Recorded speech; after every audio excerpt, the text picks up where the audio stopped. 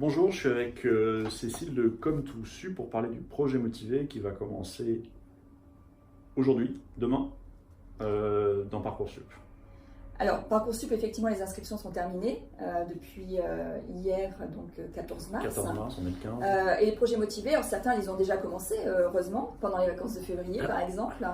Et ils ont jusqu'au 3 avril, 23h59, pour terminer ces fameux projets motivés. Alors, qu'est-ce que c'est ces projets motivés? L'idée, c'est une mini-lettre de motivation où vous allez devoir démontrer plus qu'énoncer en fait la motivation pour la formation à laquelle vous postulez. C'est un exercice qui n'est pas évident, c'est une mini-lettre, pourquoi? C'est 1500 caractères, donc c'est pas beaucoup, ça fait quoi? Une quinzaine de lignes, 150 mots, donc ça va très vite. Le risque c'est d'être un peu trop générique et finalement de ne pas utiliser ce projet motivé pour vraiment expliquer pourquoi vous voulez intégrer cette formation, en quoi vous êtes légitime et finalement effectivement pourquoi vous êtes... cette formation devrait vous choisir vous plutôt que notre candidat. Classiquement, de quoi on parle dans ce projet motivé? Alors, on parle, l'idée c'est d'avoir une phrase d'accroche sur soit son projet, soit qu'est-ce qui vous a amené à vous intéresser à cette formation. Est-ce que c'est votre intérêt pour une matière spécifique, pour le projet de devenir ingénieur, par exemple pour des formations d'ingénieur? Qu'est-ce qui vous a interpellé? Est-ce que vous êtes renseigné lors de journées portes ouvertes? Est-ce que vous avez toujours ce goût? Est-ce que vous avez une passion? Voilà, d'interpeller avec une phrase d'accroche originale après une formule classique de Madame, Monsieur, pour ensuite dérouler et expliquer en fait qu'est-ce qui caractérise cette formation et en quoi elle vous correspond. Par exemple, si vous postulez à un IUT, vous allez valoriser le cadre pédagogique qui est plutôt encadré, avec de l'expérimentation. Et ça, il faut expliquer en quoi ça vous correspond, parce que vous avez ce goût-là, vous appréciez le travail en groupe, en équipe. Ce n'est pas forcément ces qualités-là que vous mettrez en avant pour une classe préparatoire, par exemple. Classe préparatoire, vous allez plutôt valoriser votre persévérance, votre ténacité, votre ambition de postuler et de présenter des concours. Donc en fait, à chaque formation, il y a des attendus qui vous sont présentés dans Parcoursup ou dans les sites internet des formations. Et l'objectif, c'est de faire correspondre ces attendus à votre personnalité, à votre caractéristique et à votre expérience. Alors souvent, quand je reçois des élèves, donc je suis coach et consultante en orientation, donc j'ai créé Comme Tout Sup il y a 2 ans et demi, après une expérience de 7 ans et demi dans une école d'ingénieur. Et donc je reçois beaucoup d'élèves qui effectivement viennent me voir pour les accompagner sur leur orientation. Et quand on parle des projets motivés, ils ont parfois l'impression de ne pas avoir d'expérience. Donc beaucoup d'élèves de terminale à 17 ans, non, j'ai pas trop d'expérience. Et en fait, si vous avez forcément des choses significatives dans votre parcours qui vous sont tellement évidentes qu'en fait, vous ne savez pas les repérer.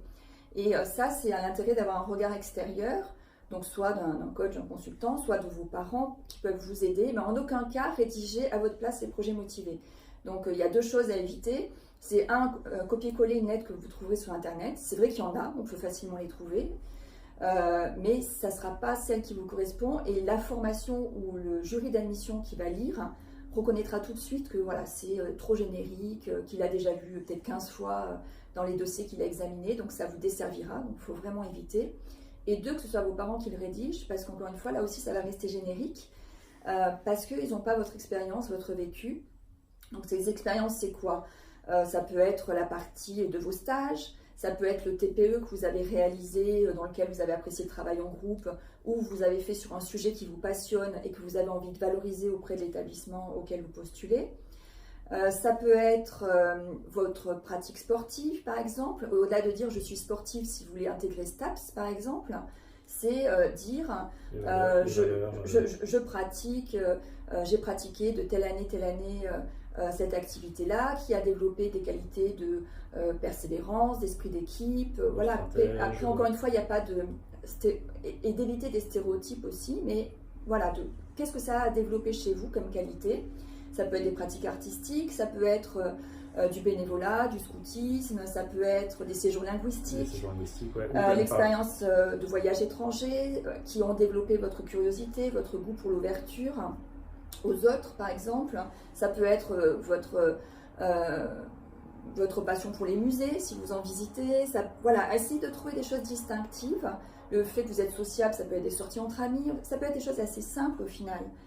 L'idée, c'est que ça reste authentique. Et donc, tous ces éléments-là, évidemment, sur 10 lignes, vous n'avez pas trop le temps de les développer. Donc, mais il faut que ça vous corresponde vraiment et que vous expliquiez voilà, pourquoi cette formation vous intéresse.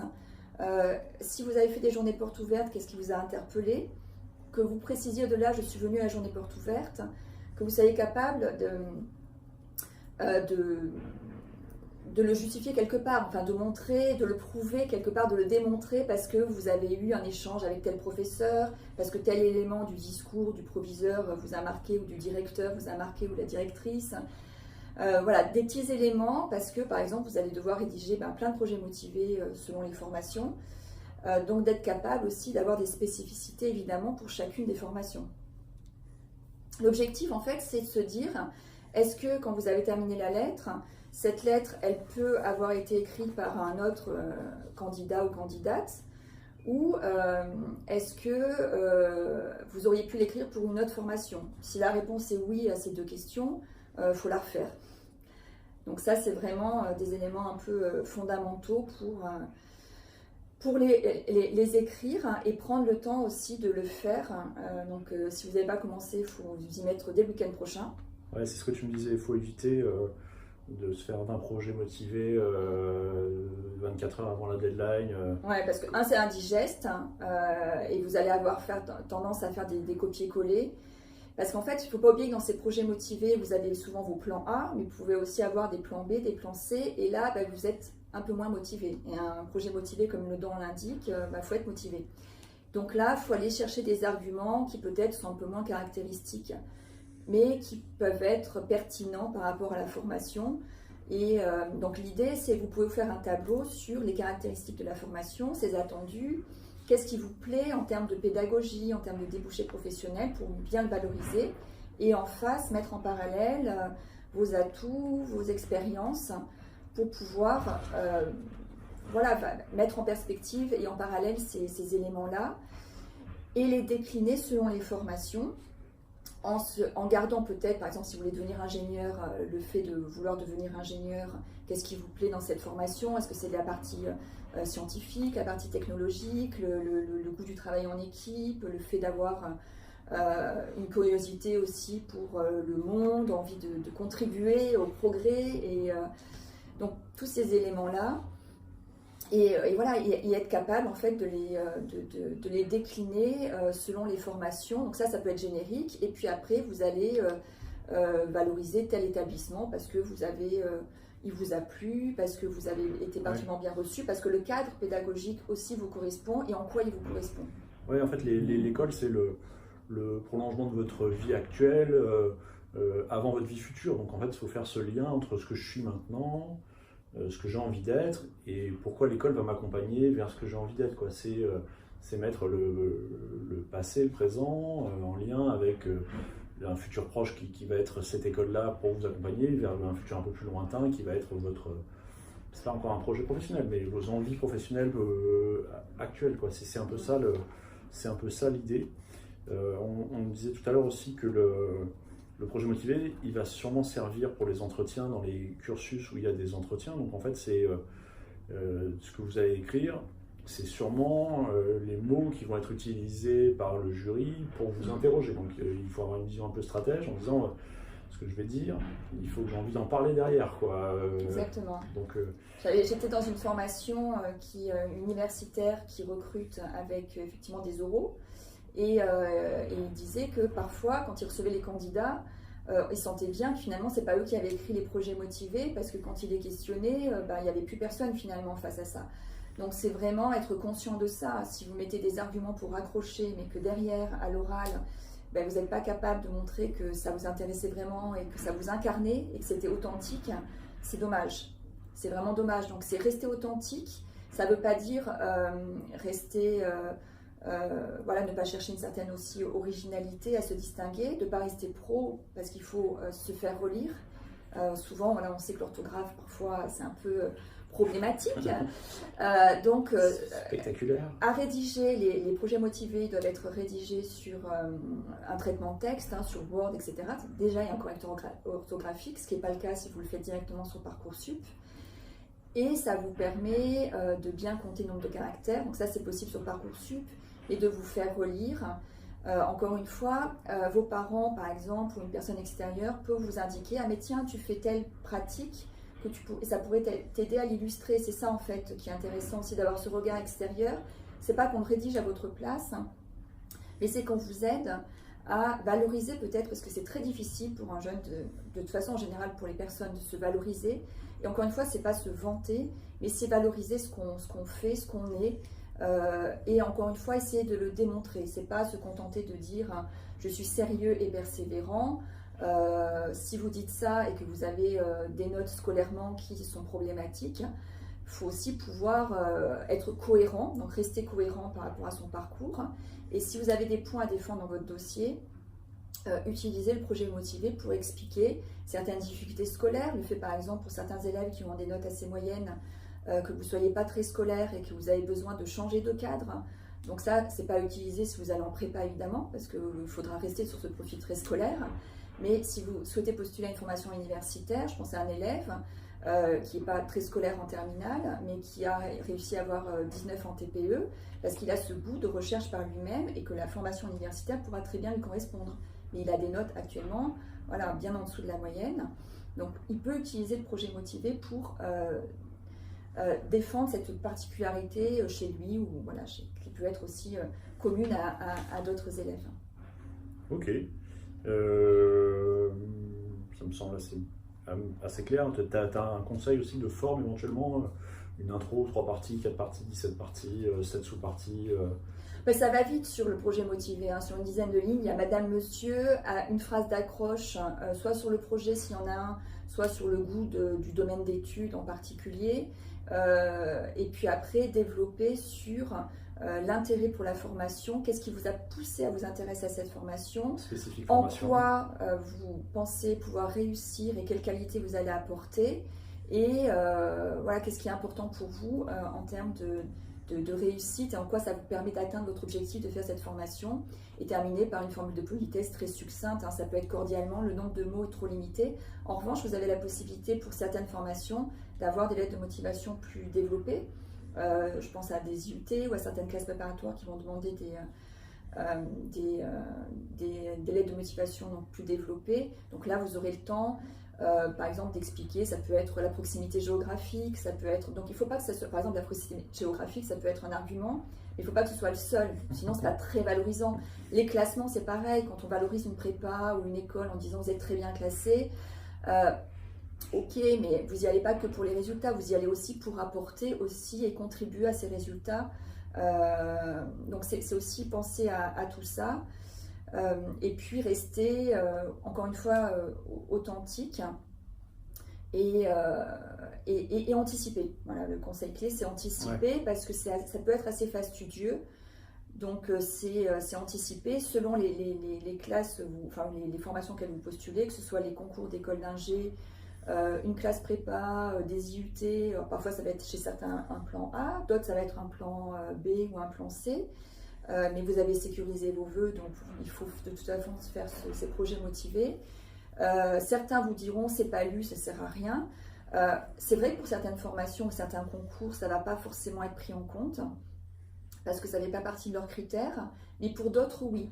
Donc au cas où, vous ne pouvez pas vous abstenir et ne pas tenir compte de ce plus, qui est aussi une réelle occasion de vous interroger pourquoi vous postulez à cette formation finalement. Et si vous vous rendez compte que vous n'arrivez pas à le rédiger, ce projet motivé, pour une des formations, peut-être ne pas la valider, parce que finalement, elle ne vous correspond pas. C'est vraiment un élément assez déclencheur. C'est pour ça, moi, les élèves que je suis, je les invite à le faire dès les vacances de février, avant même finalement la fin de la clôture des inscriptions sur Parcoursup, pour éventuellement chercher d'autres formations. S'ils ont un vrai blocage sur les projets motivés, c'est aussi peut-être que c'est pas cette formation qui leur correspond au final. Donc ça peut être un élément. Donc l'exercice en soi, il faut le voir comme un plus pour votre candidature. Et vraiment quelque chose de déterminant pour certaines qui vont faire des oraux derrière, comme tu le disais, sur les IUT, sur certains concours d'école d'ingénieurs. On en parlait, donc il y a certains concours où il y a des épreuves écrites. Pour la plupart, les projets motivés là ne vont pas être pris en compte. En revanche, pour ceux sur lesquels ils sélectionnent sur la base du dossier scolaire et après un entretien, je pense aux INSA, aux UT, à des écoles qui sélectionnent en concours propre, type ICAM, ISECAM, le CESI, CESI École d'ingénieurs, je pense à l'UNILASALLE, enfin ce type d'école. Le projet motivé peut être considéré en complément du dossier scolaire et être une base aussi pour l'entretien.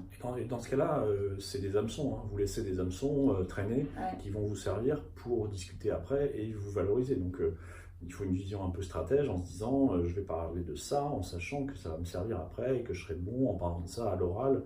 Vous commencez à emmener le jury dans un terrain où vous allez être confortable et surtout vous pouvez vous valoriser, prendre des points par rapport à vos camarades et surtout adversaires du moment, quoi. Donc, et c'est vrai qu'il ne faut pas inventer des passions en se disant ça fait bien de faire ça, etc. Parce que contre quelqu'un qui a un peu d'expérience, ça ne tiendra pas longtemps.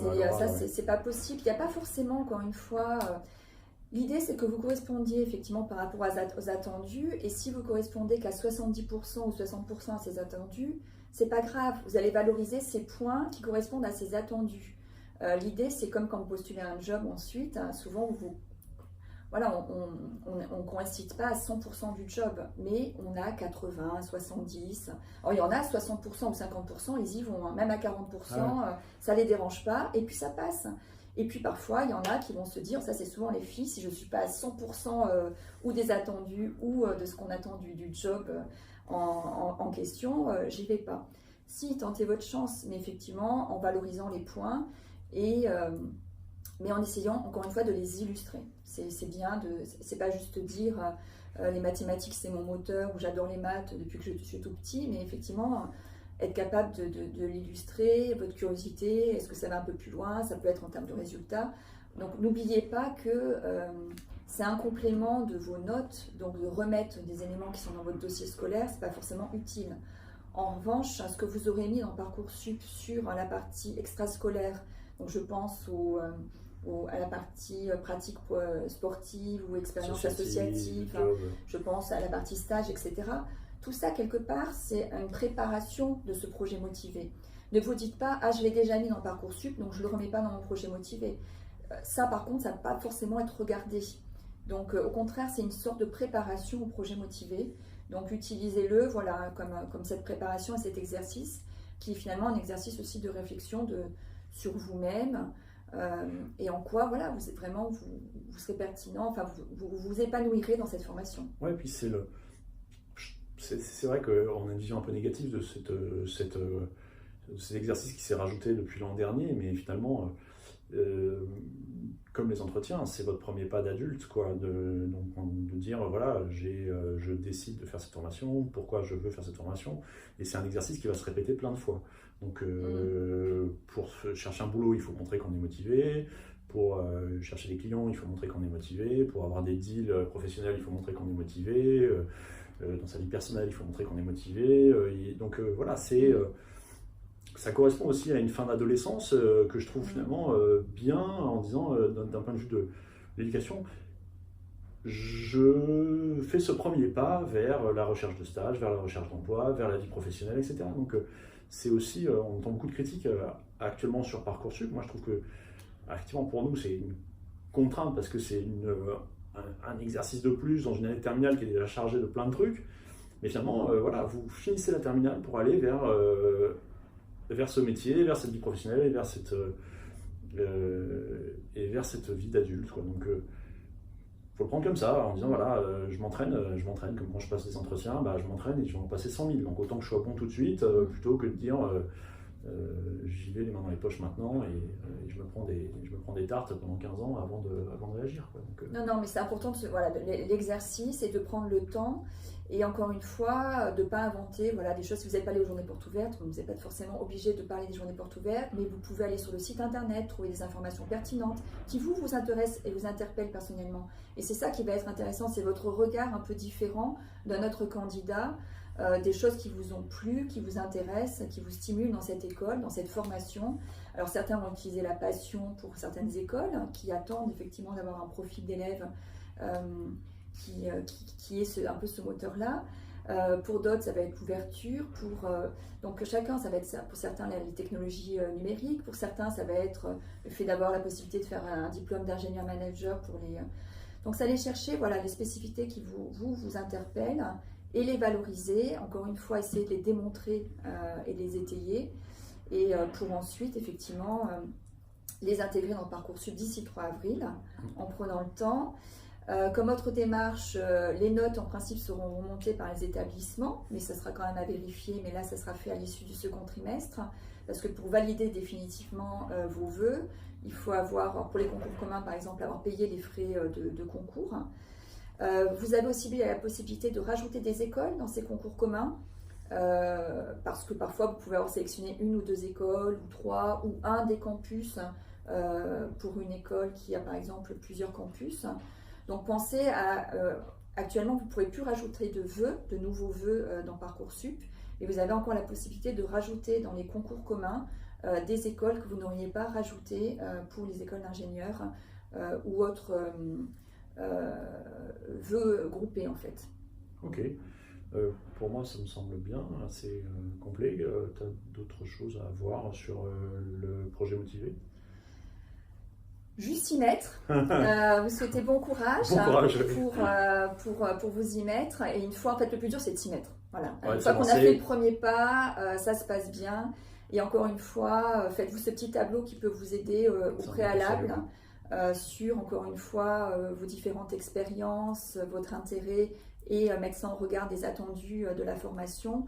Déjà, si l'établissement voit que vous avez compris un peu qu'est-ce qu'elle proposait, parce que vous interrogez sur qu'est-ce qu'il y a en première année concrètement, comme matière, comme cours, c'est quoi le cadre pédagogique, etc. C'est vous projeter et c'est montrer que vous avez compris ça. Et si vous y allez et comprendre ça, c'est important parce que vous y allez en connaissance de cause. Vous n'allez pas subir et vous êtes acteur. Et ça, c'est le plus important. Donc bonne chance. Bon courage à vous.